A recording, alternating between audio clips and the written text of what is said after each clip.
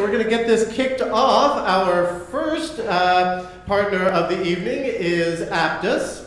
And Aptus CPQ is a comprehensive configure, price, quote product built on the Salesforce One platform. Aptus's innovative functionality empowers selling channels to quickly find the right products and options, including upsell and cross-sell opportunities for the right customers. Nick, take it away. All right, great. Thanks very much. My name is Nick McCoy, Director of Sales Engineering here at Aptus. Aptus covers the quote-to-cash footprint. From the time a seller does his job and the customer wants a product, all the way through to the point we recognize that revenue in the ERP. I'm going to focus on CPQ, configure, price, and quoting the right products at the right prices and getting the right document out to the customer. There's the footprint. No time to explain it. Let's hop right into Salesforce.com. All right. We are native to the Salesforce platform. That means the Salesforce hosts, manages, and delivers, and we don't have to invest $150 million every year into our platform. So I'm a sales guy, and I got 2 minutes and 34 seconds left in the quarter, and I only need about 50 grand to hit my number, so we're going to create a quote, and we're going to get it out. All right, sales guys, they live in the account, right? Of course. So I'm going to drill into the account object. Take a look at how we augment it. We handle contract management as well, so I'm doing a full agreement hierarchy. All the contracts that I have for my customer are right here. I'm also storing an installed base, so the products my customer currently owns, I see those on the account. I see that they own contacts, but I want to sell them a new product. So how am I going to do that? Drill into one of my existing opportunities that I have here, and using the Aptus quote button, I'm going to quickly launch the configurator to select the product. So I'm going to go ahead and select quote here. Now I'm seeing all the products and only the products that are applicable for this customer to buy, and the right prices based upon their geography or their customer profile. So I'm going to go ahead and add. I know that I need Sales CRM Corporate. That's the product that I want to sell them. Boom, right away I'm hit with a constraint rule. I have to sell another product with this product. So right away, I'm knowing that I'm not going to hit any downstream approval rejections because I'm not selling the right products together. All right, so now I've got 2 products in my cart, and we're going to go ahead and move forward to pricing. I'm going to load the pricing screen really quick. I'm loading pricing rules, maybe based upon geography.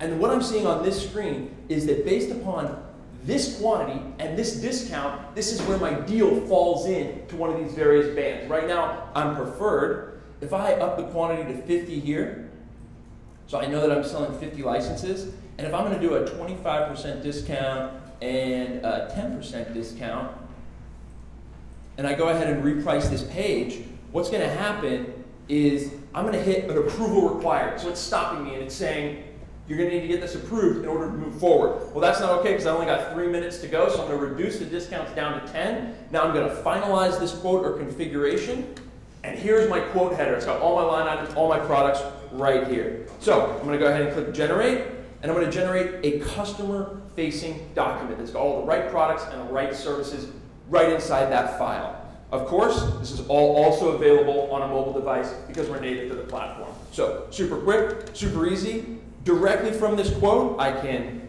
present this to the customer, accept this quote, synchronize it with the opportunity, and then I can create an agreement. Now when I'm all done, what I'm going to do, synchronize this all back to the account. I can preview my invoices and generate a customer-facing invoice so that I can bill my customer. Quote to cash, 3 minutes.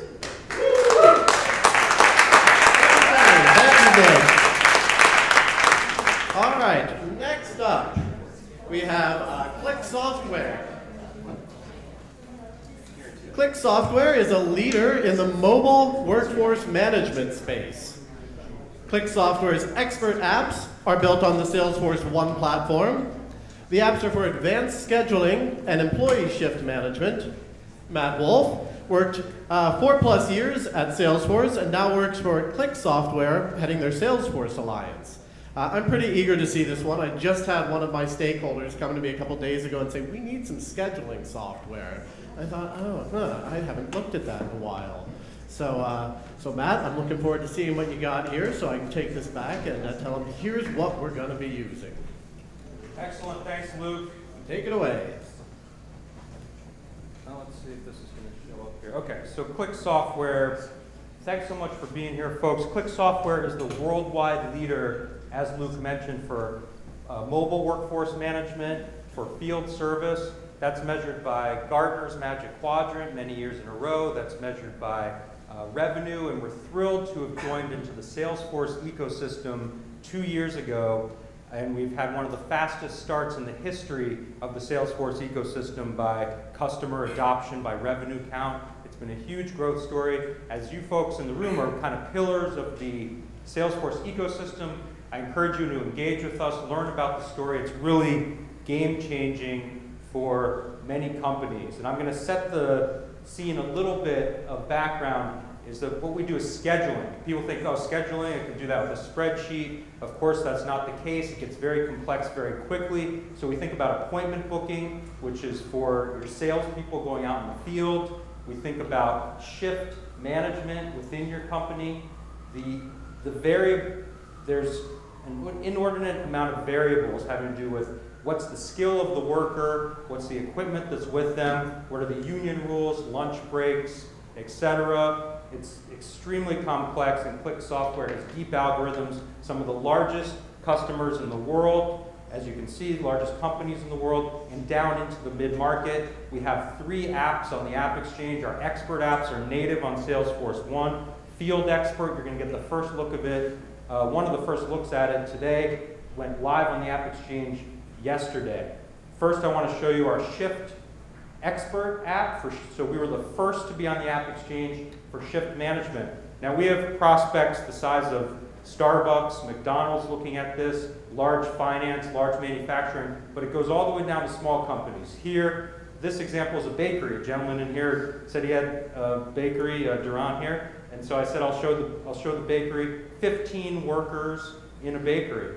That even becomes quite complex to schedule them, as you can imagine. You got your cashiers, you have your back office workers, your custodial staff, the actual bakers, even managing 15 people's schedule. We're doing it here in beautiful Visualforce pages. You're putting all the variables onto the left-hand side, and then you can see a view by the shift worker, you can see a view by the position itself, and you can see an employee view. So that's Shift Expert.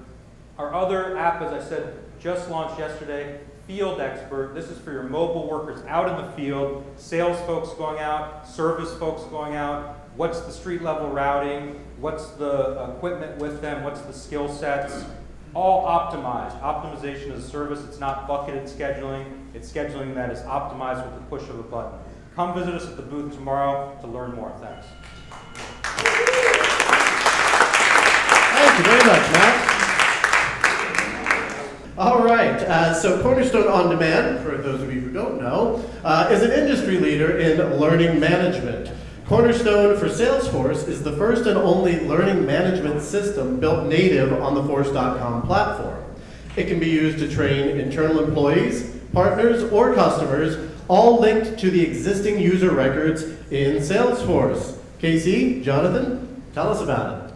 So, if you think about what Salesforce has done for traditionally sales automation and a CRM tool, they've turned it into this, they've blown it out into a customer engagement platform, right? We like to think we're doing similar things for training.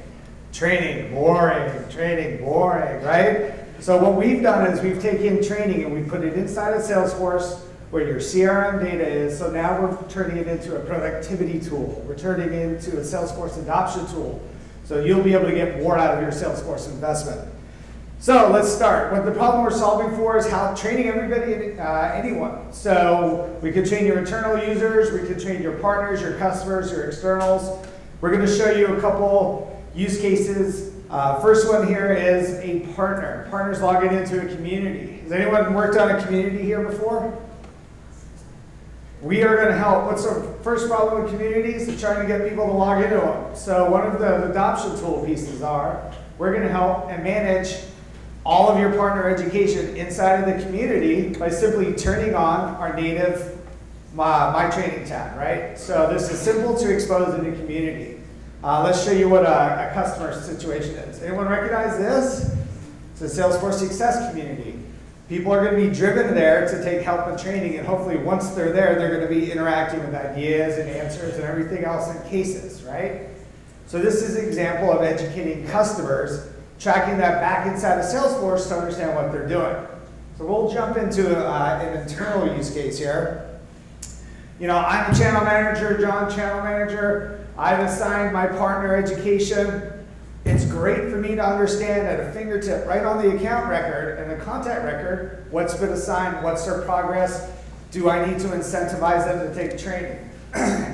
So with a minute left, we also put training to where people are doing their jobs while they're doing their jobs in Salesforce. So on an opportunity, I'm filling this out. I put it in stage 3, competing. Competitor is Siebel. I can dynamically push specific content based on what they're doing to them inside of Salesforce while they're doing their job. The key here now is we can let people know sales enablement can put content in front of the users as that's most relevant when it's most relevant so that they can be more productive doing their job in Salesforce.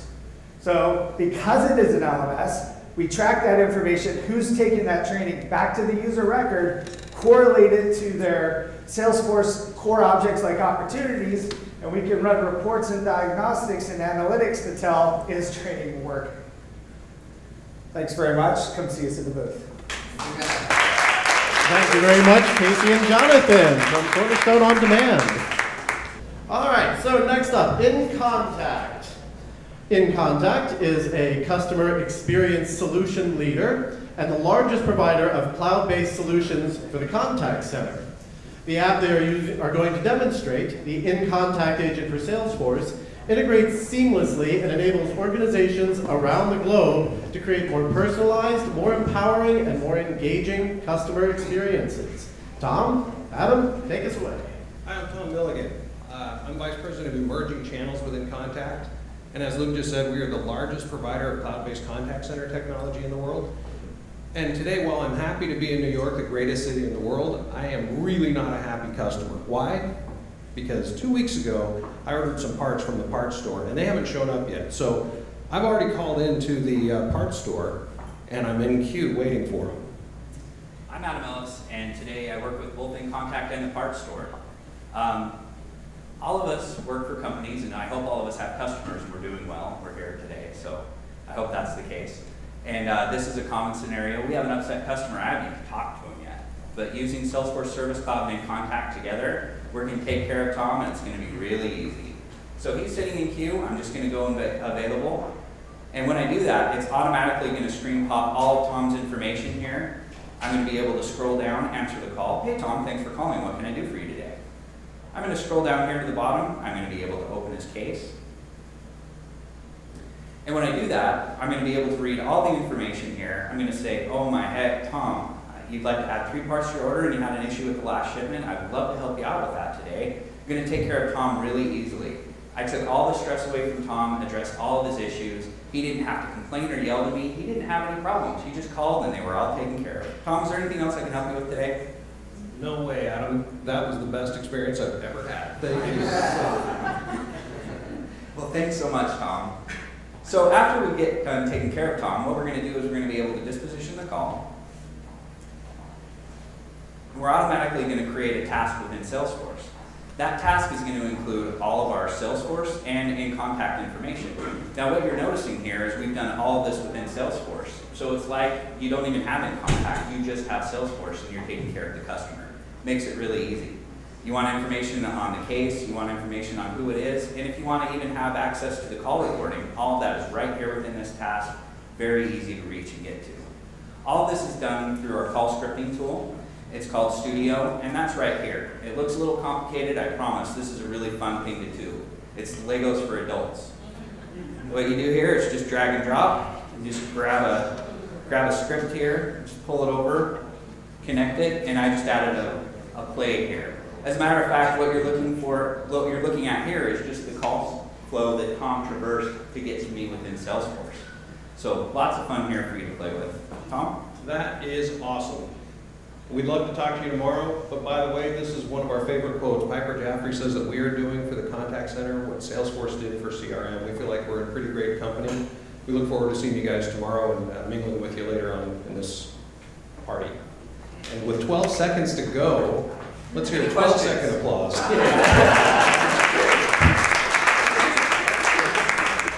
So Drawloop, for those of you who don't know, is a document generation app for the enterprise. You can create a centralized process for your businesses to deliver personalized, industry-compliant communications to your customers within Salesforce. Let's see how you can dynamically merge Salesforce and third-party data into any combination of document templates and save your team countless hours, allowing them to spend more time building relationships, not building documents. Paul, Vincent, take us away. Excited to be here in Manhattan, the greatest city in the world. And so we're here to show you that Drawloop is awesome, and we're here to prove it. We are the premium low-code, no-code document generation solution on the Salesforce platform. Our app is as flexible as your use case may be dynamic. You can even custom code UI for your end user experience. And when you think click to configure, deploy, and deliver, I want you to think document generation with Drawloop. Today's use case is Pinnacle Power Plant servicing. What they do is they go out to facilities like Facebook, Google, and AT&T, and they service multi-million-dollar modularized power plants, their fuel cell generation. And these are the photos that represent that very large investment from companies. And so Pinnacle needed to deliver a document to their customer once they were done with that service.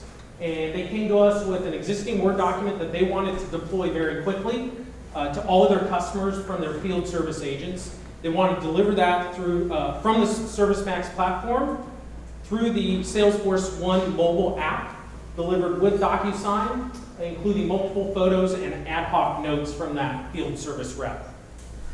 This is what the document looks like when they gave it to us, and all the red boxes represent areas in which we would inject dynamic data based on all the information obtained on site from the field service tech. As you guys will recognize this is Schema Builder, and it represents a very complex data model that is required to be used in ServiceMax. 14 objects into our document template with no code, no SQL queries, and no Salesforce reports. No other app can do that on the AppExchange and document generation. So Vince is going to pretend he's a field service tech right now, and he just clicked the chatter action. So we're kicking off document generation from Salesforce One Mobile. We're delivering that document through the DocuSign interface, and we're providing it to you via in-person signing. And what that allows the field service tech to do is hand the iPad, the Android, or whatever mobile device is right to the customer to review the work that was completed on site and execute the acceptance of that work. And so what we'll have here is the actual document that was injected with all the dynamic data. We've included dynamic images of the service techs, of the products that were serviced or repaired, including next steps. And so Vince would go ahead and go to the end of the document, click accept. That document is then re-rendered as a flattened PDF, delivered to the field service tech's manager, to the field service tech's customer, and to field service tech. Finally, I want to talk to you guys about the Drawloop difference. And this is really what sets us apart from all of our competition, is we can migrate from org to org. No code, no SQL queries, and no button parameters are required in our app. We're enabled by the admin and supercharged by the developer.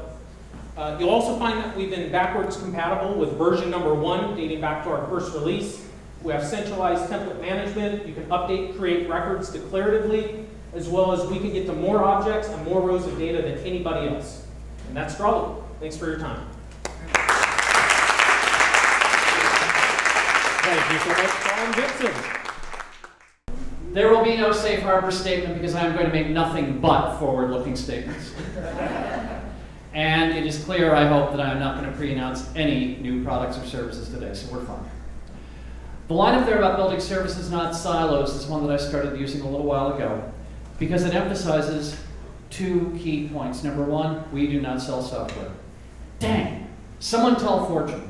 We just made the Fortune 500 2 weeks ago. What's their capsule description of Salesforce? The 16-year-old California-based company sells cloud-based business software. How much wrongness can you fit into so few words?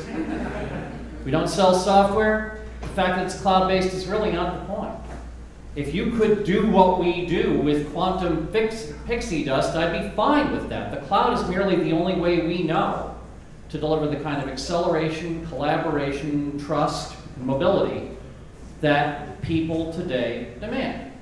And cloudy is just not, as I said, differentiating, what are you doing today that doesn't touch cloud? What do you do today without an internet connection available? I remember when I was at Exxon, if the high-speed wire line to Houston went down from the LA office, people emerged from their offices into the hallways like cockroaches in a dark kitchen. What could we do without the connection to the mothership? Well, now you just kind of swim in that connectivity. And so what we are delivering is not the opportunity to take everything you hate about IT and put it at the other end of an internet connection, which you could do and still call it cloudy. Virtual machines, for those of you who've heard me say this before or read the blog post, I'm sorry, but after all, the reboot of the movie just came out, so I'll just remind you. Private clouds are Jurassic Park.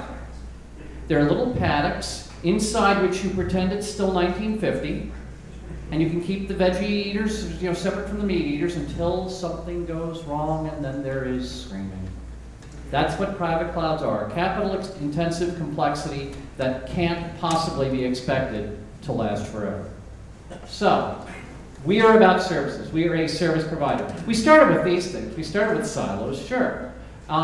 In fact, not only did we start with silos, we even started out at a time when PowerPoint was stupid enough to let you start showing the wrong deck. So we're going to go on to a different talk. Sorry about that. I gave this talk to Parker from yesterday. Now you're getting the one that was really cool. So we are selling services into a world in which some pretty dramatic changes are happening at an accelerating rate. If you think that the S-curves are going to level off, and we will say, oh yeah, we've seen that before. I'm sorry. No, not. Within a single generation, I've seen the difference between my oldest son, who's 4 years older than number 2, who treats the internet the way you would expect with someone who grew up in a dial-up household. Connection was intermittent, episodic, something you did as a special thing. You go consult the internet. His 2 younger brothers are not that much younger, and yet they grew up in a broadband household where connection is just there all the time, and people expect it to be there. Now this changes things. Back in World War I, modern artillery first appeared on the battlefield.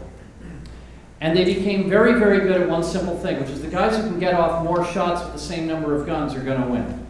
And so developing the choreography of the battlefield artillery crew became something that an army took great pride in mastering. Well, during World War II, when America entered the war, an American general was getting a demonstration by a French artillery crew. And they were masters. I mean, load, fire, load, fire, load, fire. And at the end he said, that was really impressive, but I do have one question. What's the 5th guy for?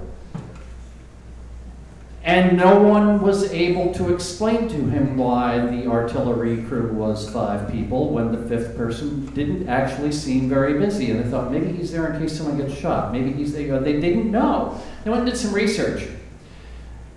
The US Army redefined its artillery crew as 4 men in the late 1980s, having determined that it was no longer necessary for someone to hold the horses and keep them from being scared by the loud noises. Organizations are full of horse holders, people who have jobs that used to be necessary because of the primitive state of the technology, and everyone is accustomed to the idea that of course you need a 5th person for that crew. And some of you are instrumental in your organizations in forcing them to confront the fact that the horses today don't run away. The Jeep just sits there till you turn the key. It's a different paradigm. And some of you are in a position to deliver this as opportunity, and some of you are in a position to be challenged by people who don't want to hear this truth. This is not about people not being relevant, but it is to some extent about skills. Maybe not being as value-adding as they used to be. You want to see a room full of uncomfortable people? Come with me to Mumbai. When I do one of the occasional talks I do for NASSCOM, which used to stand for National Association of Software and Services Companies, and explain to them that keeping servers fed and watered for $60 an hour is a business that we don't plan to allow to exist a whole lot longer.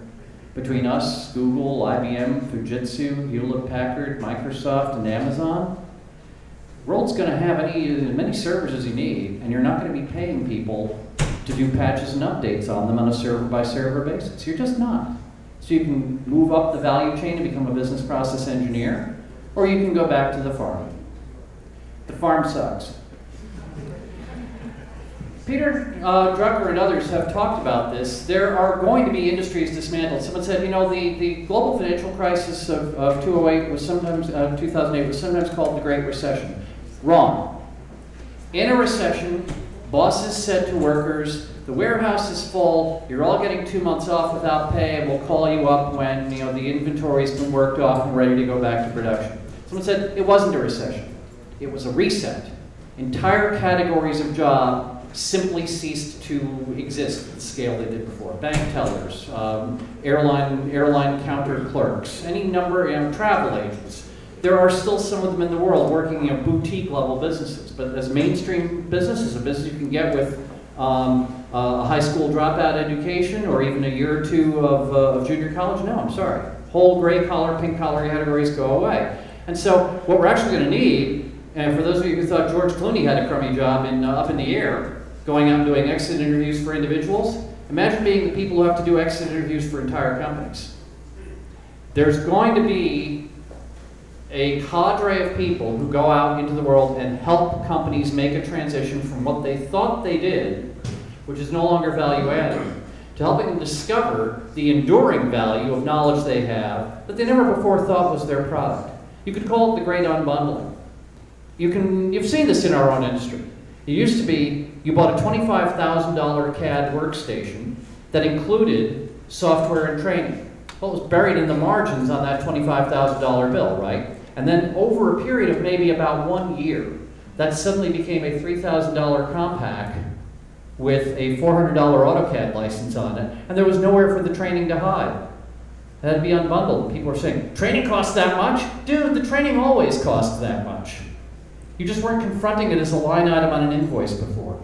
We're having to have frank and candid conversations with customers about, you know, we need to kind of unpack things because relative costs change and that forces things to surface. What do you do when you get to the point where the CAD training is the only thing you can charge for and the hardware and the software are thrown in free? I mean, you draw the curves. We're moving in directions where all sorts of things are free. By the way, imagine the impact this has on calculating a number like gross domestic product.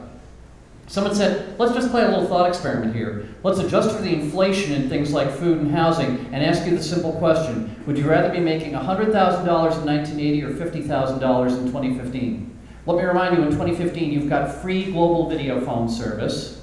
You've got a driver on call from something you can carry in your pocket who costs less than a taxi cab to take you wherever you want, etc., etc. This doesn't show up in GDP. If you pay the Uber driver less than you would have paid the cab, GDP goes down, and yet the value to you goes up. Our whole system for keeping score is broken. Talk to Tian Zuo at Zuora about this. He and I have traded blog posts on this subject. Traditional accounting says you build a factory, it lasts for 20 years, so you amortize the costs with depreciation over that 20-year lifetime. But if you do a marketing event, well, that just makes one sale, and you'll have to remarket that customer all over again, so you have to write off marketing expense in the first year.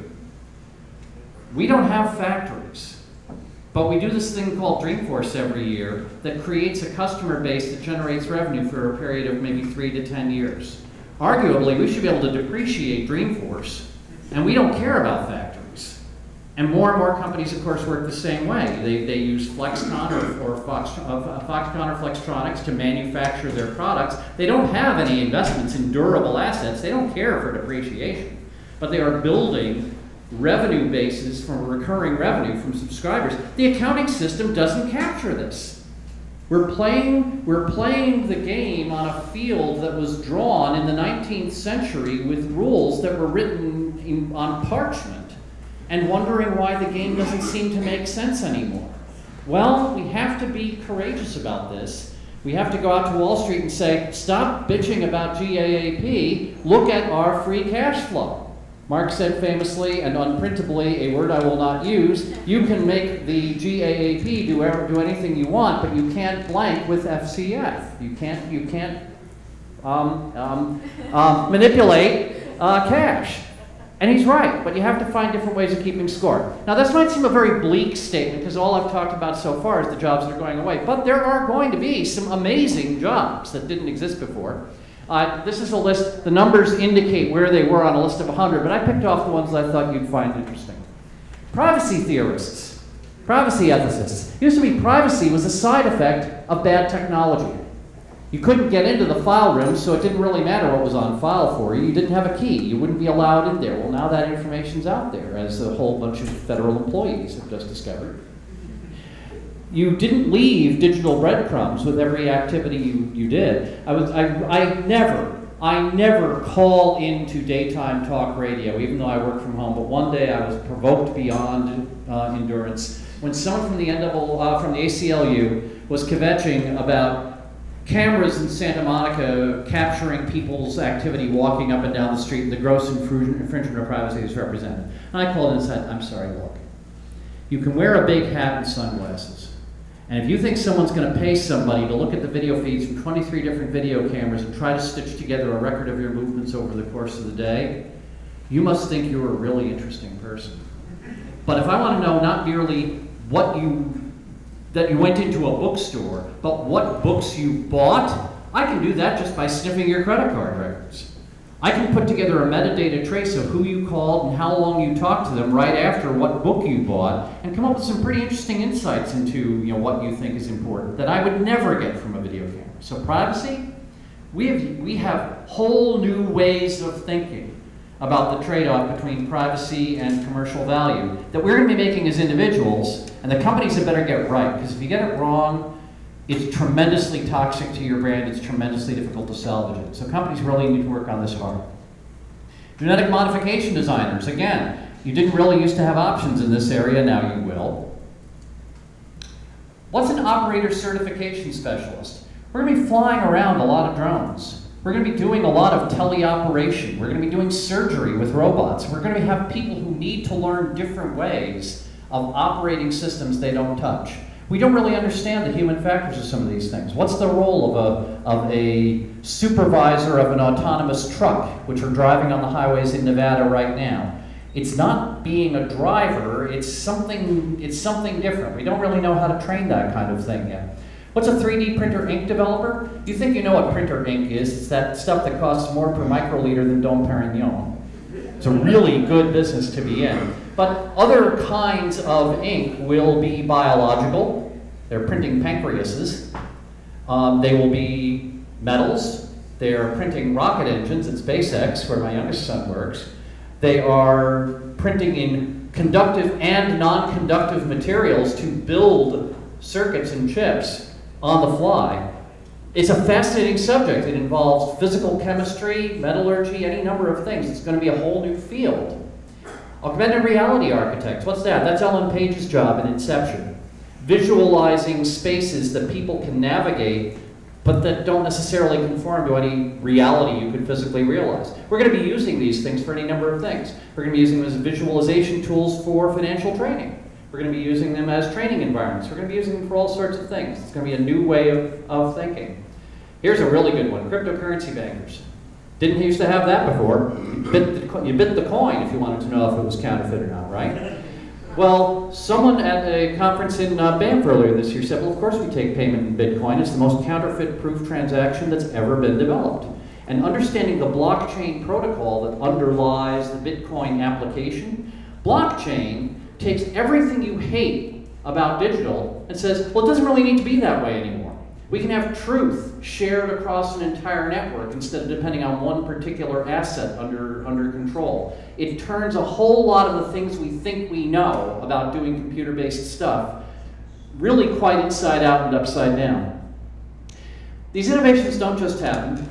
Peter Drucker's been very emphatic on the subject that invention is hugely overrated as an approximation to innovation. I've got a piece that just showed up in Diginomica, on the Diginomica website in the UK this week that really is emphatic about this. The cavern of invention is carved by engineers who wanted to make the product better, but the road to innovation is paved by people who listened to the customer and figured out what was frustrating the customer. Drucker said, look, there are specific ways to find opportunities to innovate, and let me boil them down, the three that have been most valuable to Salesforce. Incongruity, perception, and changes in knowledge. Incongruity. Mark Benioff saying 16 years ago, Why can something like Amazon or eBay be used by people with no training? Why can